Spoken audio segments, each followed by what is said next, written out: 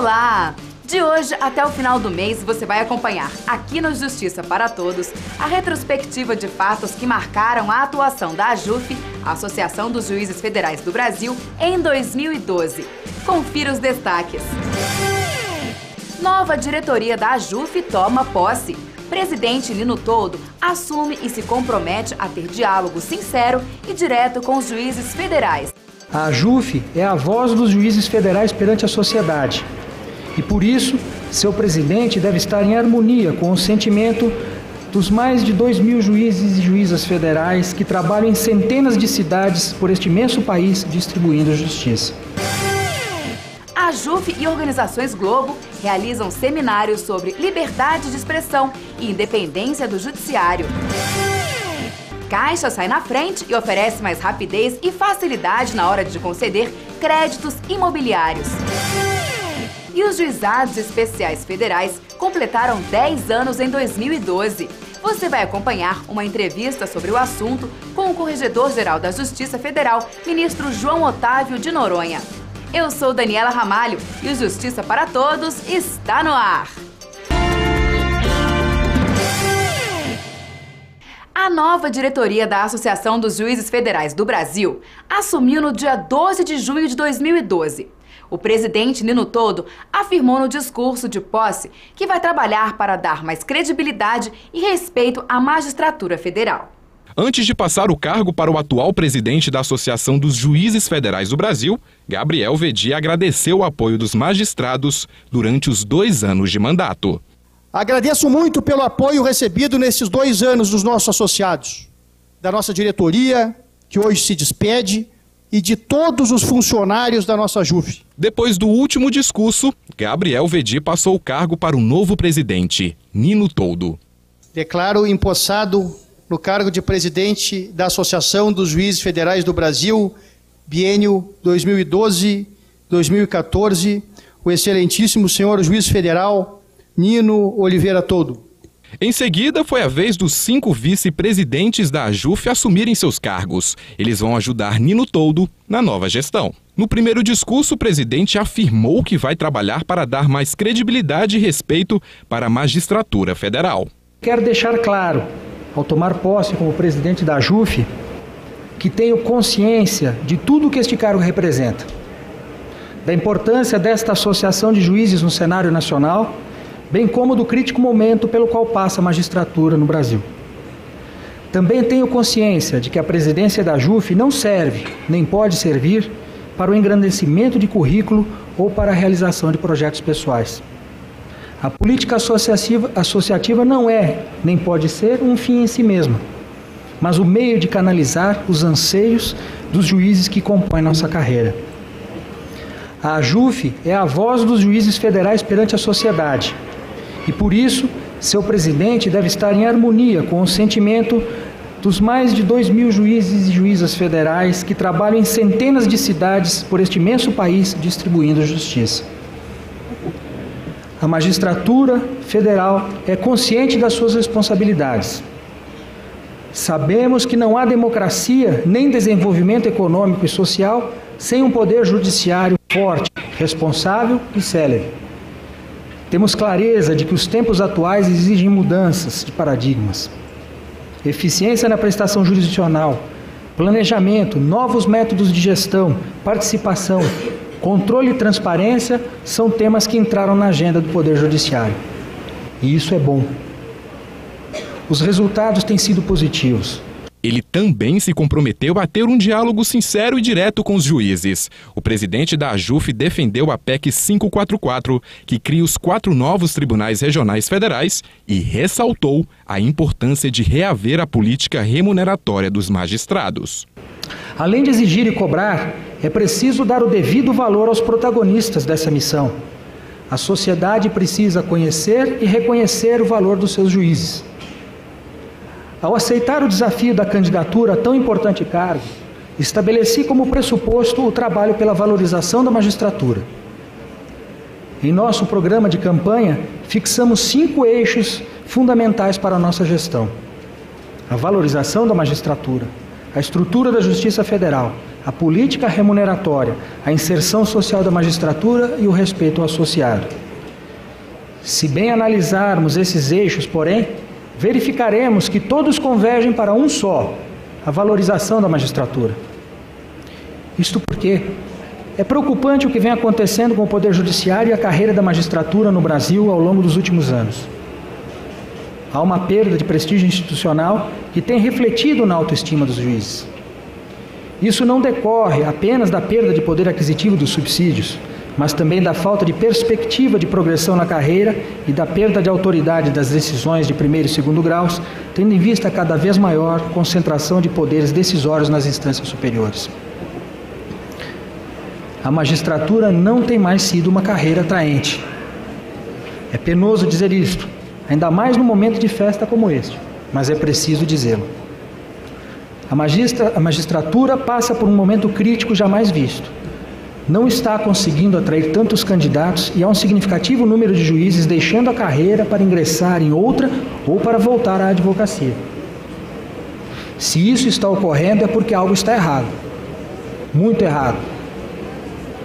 Ao longo da campanha, pude conversar com juízas e juízes em todo o país e a sensação de desânimo é preocupante. A remuneração está inadequada, não há um sentido de carreira e a progressão funcional é demorada. Emocionado, Nino Toldo encerrou o discurso agradecendo o apoio de amigos e parentes durante a campanha. Agradeço a todos os associados da JUF.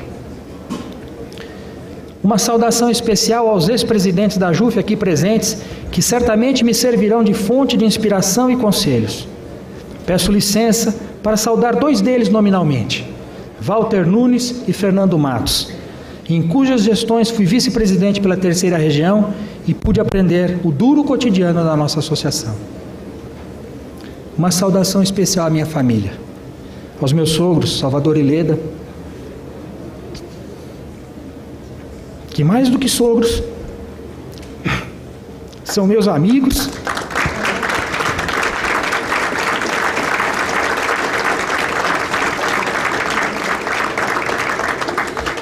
e têm torcido por mim ao longo de todos esses anos de convivência. Aos meus irmãos, Lores, Domingos Sávio e Sônia Maria, e às minhas cunhadas, Márcia e Zete, obrigado. Entre idas e vindas, estamos juntos. Aos meus sobrinhos Bruno, Hélio, Luiz Fernando, Lucas, o meu afilhado, Tiago, Marina, André e Guilherme, o meu carinho.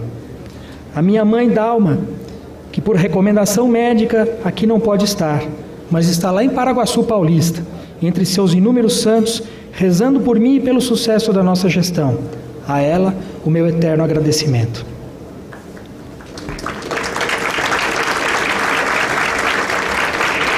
A Giovana, filha amada, luz de minha vida, peço desculpas pelas horas que lhe roubarei para dedicar-me a esta causa.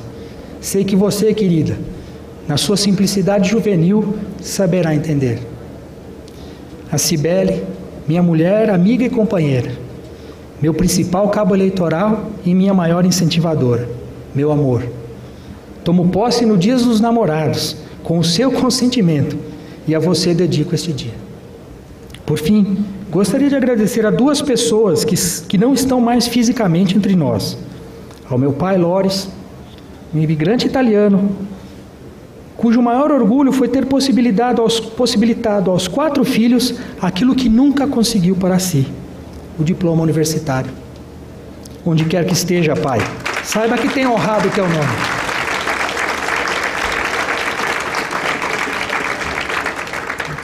E também agradeço ao Dr. Celso Charuri, que como um pai acolheu-me em seus ensinamentos e mostrou-me que um mundo bem melhor é possível. Deus abençoe a todos nós. Muito obrigado. Formado pela Universidade de São Paulo em 1986, Nino Toldo é doutor em Direito Econômico e Financeiro. O presidente também é mestre em Direito e Serviço Social. Entrou na Justiça Federal em 1991, depois de passar no primeiro concurso organizado pelo TRF3. O presidente é o segundo juiz federal mais antigo em atividade na Terceira Região, o que em breve deve colocá-lo como desembargador. Nós, da diretoria, vamos trabalhar incansavelmente por todos os pleitos, corporativos ou não, da JUF. E para a sociedade, porque quem nos assiste não é só associado, e mais do que os associados são a sociedade para quem nós devemos prestar esclarecimentos e contas. A AJUF vai contribuir sempre, como sempre fez em sua história, pelo aprimoramento das instituições. E nós vamos trabalhar para mostrar o quanto é importante a Justiça Federal, o quanto se trabalha, quantos os juízes fazem pelo Brasil.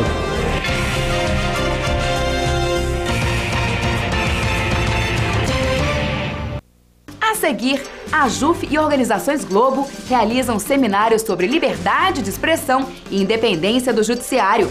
Veja também, Caixa sai na frente e oferece mais rapidez e facilidade na hora de conceder créditos imobiliários. É daqui a pouco no Justiça para Todos.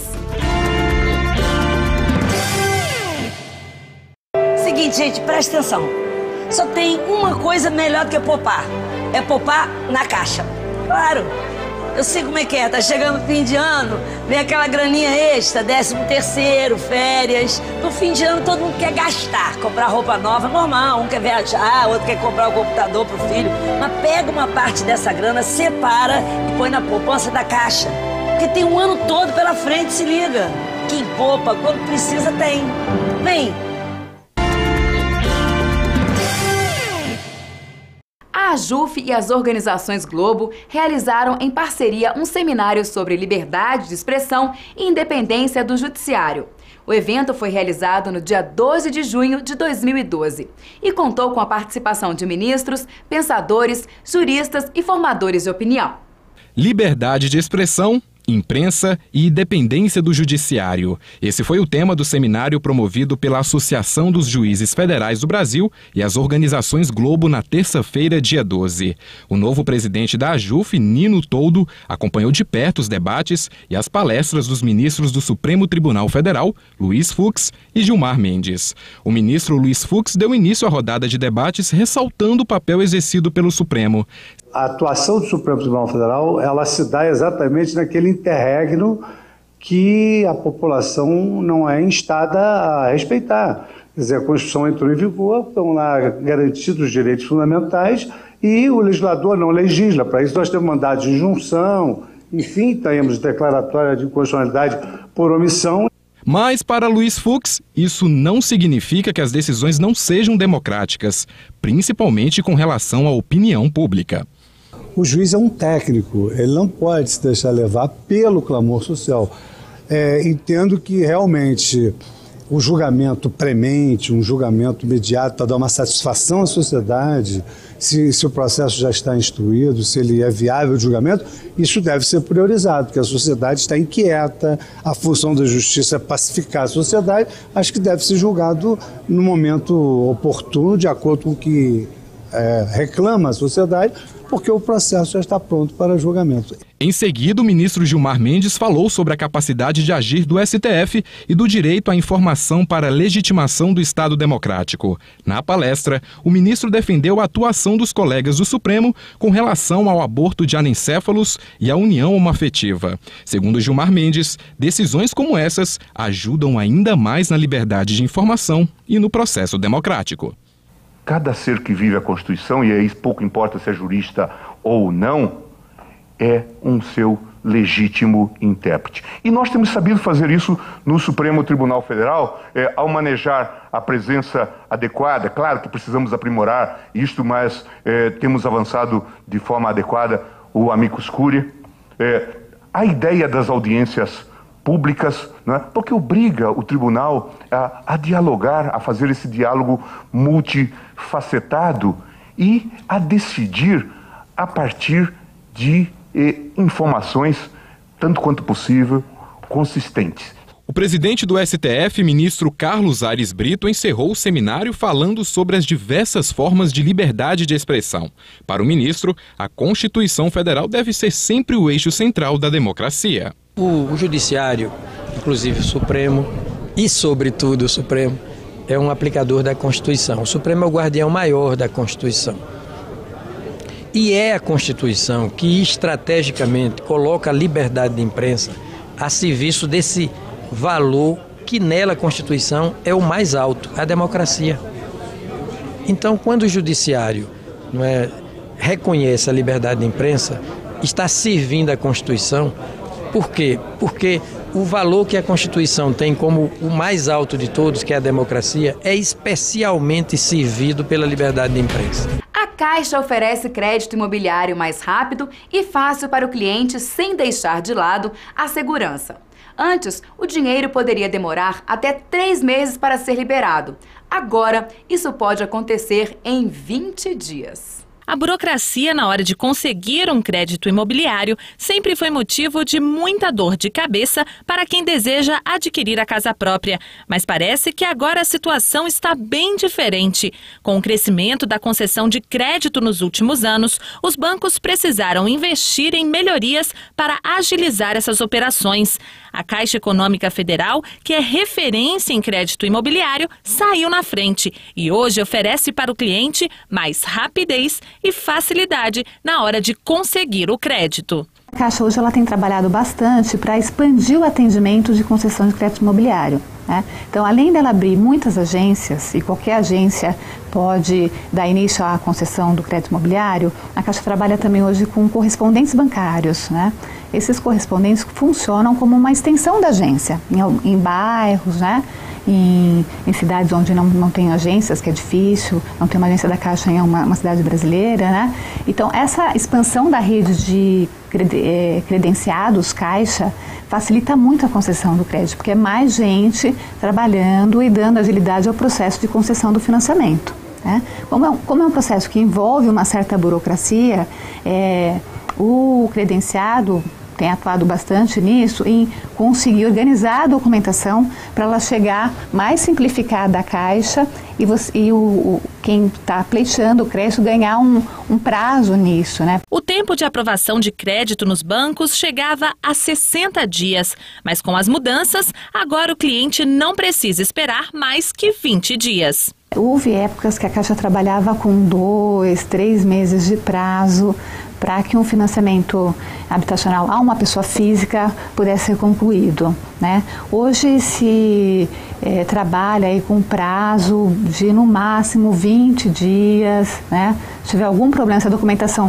vier incompleta e tiver que ser complementada num prazo de 30 dias, entre fazer a perícia, né? Se for um móvel usado, né? Ter que ir lá verificar esse imóvel e fazer análise jurídica e comercial e de risco dessa pessoa, no máximo 20 dias. Aí. E para a Caixa Econômica Federal, a concessão de crédito imobiliário mais ágil não significa problemas para o cliente. Pelo contrário, a Caixa continua garantindo mais segurança. Então eu vou financiar um imóvel para uma pessoa física, um imóvel já pronto, usado, né?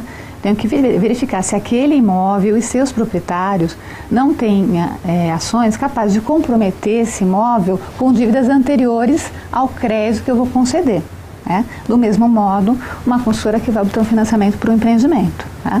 Se eu não faço isso, eu comprometo o futuro imóvel que a pessoa está adquirindo, comprometo o meu crédito como banco e eu causo aí um grande transtorno para o mercado financeiro como um todo, né? A seguir, você acompanha uma entrevista sobre os 10 anos dos Juizados Especiais Federais com o Corregedor da Justiça Federal, ministro João Otávio de Noronha.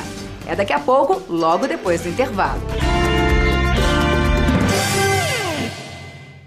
Seguinte, gente, presta atenção. Só tem uma coisa melhor do que poupar. É poupar na Caixa. Claro. Eu sei como é que é, tá chegando o fim de ano, vem aquela graninha extra, 13º, férias. No fim de ano todo mundo quer gastar, comprar roupa nova, normal. Um quer viajar, outro quer comprar um computador pro filho. Mas pega uma parte dessa grana, separa e põe na poupança da Caixa. Porque tem um ano todo pela frente, se liga. Quem poupa, quando precisa, tem. Vem!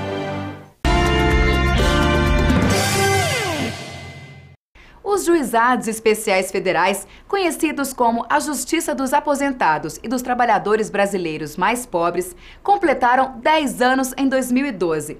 Uma década levando uma justiça mais rápida ao cidadão. Sobre esse assunto, o Justiça para Todos conversou com o Corregedor-Geral da Justiça Federal, ministro João Otávio de Noronha. Confira. Ministro, os Juizados Especiais Federais estão completando 10 anos de existência. Como surgiu e como eles funcionam? O juizado surgiu da constatação no Superior Tribunal de Justiça e do Conselho da Justiça Federal da necessidade de criar um órgão que pudesse julgar aquelas demandas de massa de alto valor social, e assim como a complementação de aposentadoria, a revisão de aposentadoria, a concessão de aposentadoria, aquelas causas que relacionam com o sistema financeiro que envolve a Caixa Econômica Federal. Tudo isso era tratado na Justiça Federal Ordinária Comum com consumo grande de tempo, ações que demoravam e cuja importância social recomendava um tratamento mais sério. Surge aí, então, a ideia de criar, a exemplo do que ocorre nos estados, um juizado especial federal, envolvendo os órgãos como a Caixa Econômica e o INSS. Qual o diferencial do juizado? O juizado, primeiro, é a informalidade, a simplicidade e a celeridade. Essa é a marca. É uma justiça que tem que funcionar dentro da informalidade e da celeridade. Além do acesso gratuito à justiça, o grande diferencial dos juizados é a agilidade? No início, sim. Agora, em razão do número de demandas muito grande, onde o juiz atualmente cumula a função de juiz de vara e juiz de turma recursal, os juizados acabaram ficando congestionados. Para resolver esse problema, enviamos ao Congresso Nacional um projeto de lei criando 225 varas, ou seja, tornando os juízes das turmas recursais exclusivos para esse mistério, ou seja, esses juízes trabalharão exclusivamente no julgamento de recursos nos juizados especiais federais. E com isso vai trazer de volta a agilidade. Sem dúvida, nós vamos trazer, complemente-se a isso, a reformulação que fizemos na Turma Nacional de Uniformização, ou seja, dando maior celeridade aos julgamentos, impedindo que recursos desprovidos de qualquer razoabilidade, recursos que afrontam a jurisprudência dominante, possam subir a TNU e congestioná-la. Nós procedemos recentemente uma reforma da TNU para que ela julgue mesmo aquilo que deve julgar, ou seja, para que ela uniformize a jurisprudência divergente entre as diversas turmas recursais do país. Gostaria que o senhor fizesse um balanço desses 10 anos de atuação dos juizados especiais federais. Eu diria que foi uma grande, sacada da Justiça Federal. Foi de extrema felicidade o Superior Tribunal de Justiça e o Conselho de Justiça Federal em criar esses juizados especiais. Ou seja, as causas sociais relevantes, que individualmente não representam valores enormes, valores grandes. Para essas causas, nós criamos uma justiça que pudesse atender pontualmente a demanda. Ou seja, o aposentado, aquele jurisdicionado em litígio com a Caixa Econômica Federal para resolver o seu problema da habitação, o trabalhador rural na sua aposentadoria, no cálculo e recálculo da sua aposentadoria ou na concessão dessa aposentadoria, ele não pode ficar subordinado a uma justiça ordinária. Ele não pode concorrer com a indústria que está discutindo questões tributárias, com as questões administrativas. Ele merece um tratamento separado, um tratamento pelo grau de sociabilidade que envolve a causa. São causas de natureza eminentemente social, com repercussão direta na qualidade de vida, na condição de vida do trabalhador, do jurisdicionado. Daí a importância da criação dos juizados especiais federais. O Justiça para Todos de hoje termina aqui. Obrigada pela sua presença. Até a próxima. Tchau.